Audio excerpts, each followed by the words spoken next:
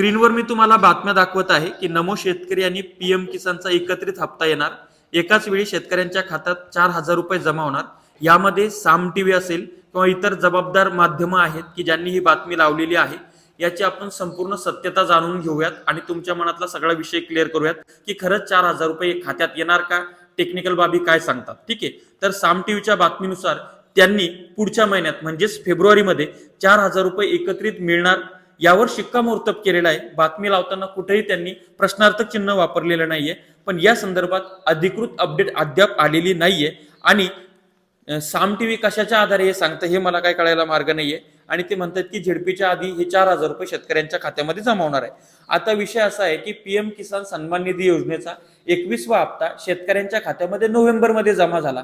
आता पीएम किसानचा हप्ता नोव्हेंबरमध्ये जर जमा झाला असेल तर त्यानंतरचा 22वा हप्ता हा 4 महिन्यानंतर जमा होतो। मग डिसेंबर, जानेवारी, फेब्रुवारी आणि मार्च मध्ये हा 22वा हप्ता जमा होईल। ठीक आहे, त्याच्यानंतर नमो जे आहे तर नमोचा हप्ता हा 8वा हप्ता बाकी आहे आणि तो 8वा हप्ता 21वा हप्ता जमा झाल्यानंतर जमा होणं अपेक्षित होता। मात्र सरकार निवडणूक जीवी असल्यामुळे शेतकरी मतांचा निवडणुकीमध्ये फायदा झाला पाहिजे यासाठी सरकारनं 8वा हप्ता थांबवलेला आहे।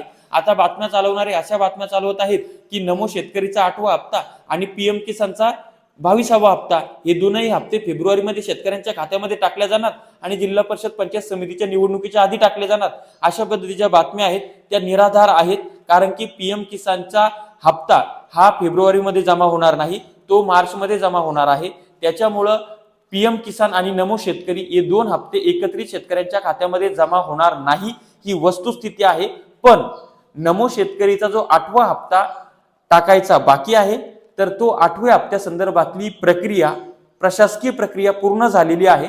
आता फक्त निधीला मंजुरी आणि शासन निर्णय आणि थेट शेतकऱ्यांच्या खात्यामध्ये पैसे जमा करणं एवढंच बाकी आहे।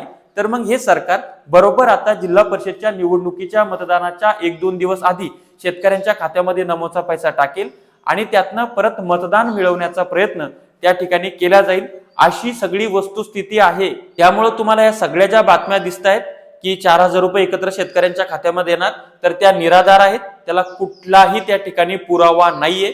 सत्य परिस्थिती अशी आहे की मार्च मध्ये पीएम किसानचा येणार आहे आणि नमोचं खरकट यांनी ठेवलेले निवडणुकीसाठी, तर ते आता जिल्हा परिषदच्या तोंडावर शेतकऱ्यांच्या खात्यामध्ये टाकणार आहेत। अशा पद्धतीची अपडेट होती। शेती माती संस्कृतीसाठी अशाच नवनवीन व्हिडिओसाठी चॅनल सबस्क्राईब करा, साईडला असलेलं बेल आयकॉन दाबा। तुर्तास थांबतो, आपली रजा घेतो आपला ज्ञानेश्वर खरात पाटील। धन्यवाद।